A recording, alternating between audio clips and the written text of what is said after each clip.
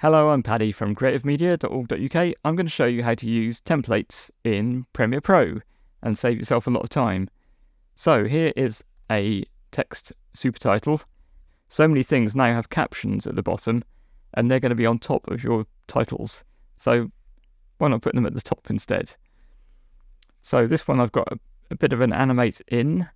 I've got a slight blur on the box at the back. I've got a particular font. So I've got a bit of shadow. I've got outline. If I wanted to make this again, I guess I could copy and paste this in, but I'd have to keep going back to the one I wanted to copy. So using a template is much easier. Simply right-click your item that you want to turn into a template. Choose Export as Motion Graphics Template. I've done this already, so I won't do it again. And then when you go to Essential Graphics and Browse, you can find it in here in your Library Templates folder.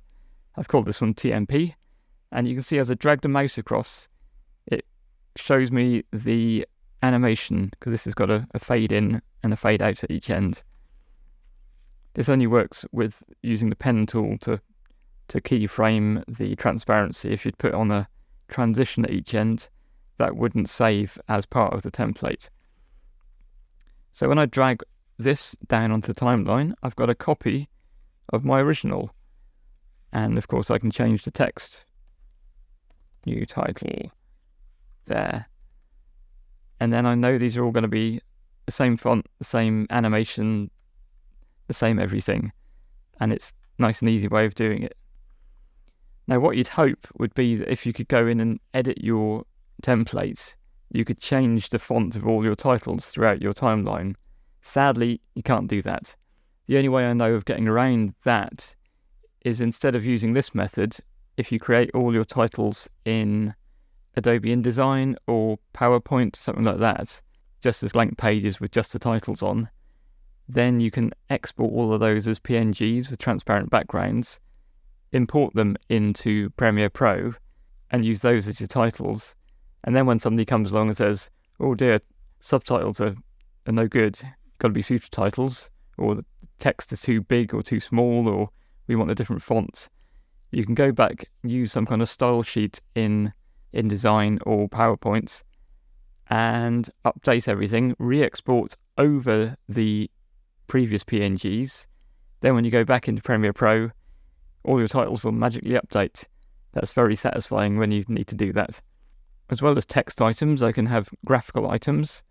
So this could be my highlight green circle I could use, which I know is going to be the same colour, and I can change the size of it and know that the stroke width will always be the same.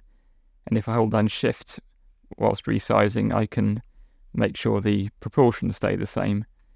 So I can make sure I have a consistent highlight circle.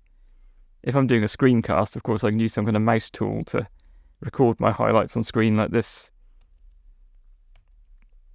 and save myself a bit of time not having to do this in Premiere. If I want to do a more complicated sort of animated style of title, like this one here, which I've got all kinds of animations and things going on, I don't know why anyone would want a subtitle or a supertitle like that, but I can create it in a new sequence. You can see here I'm going to use that. You can see here I've got all these effects and elements. I can just export that as a motion graphics template. I call that temp as well. Then I can bring that in. Temp. Is that it? That's it.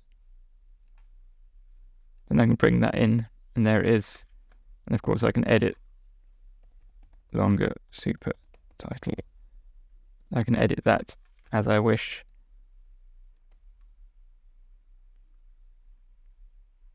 Wow. Thanks for watching.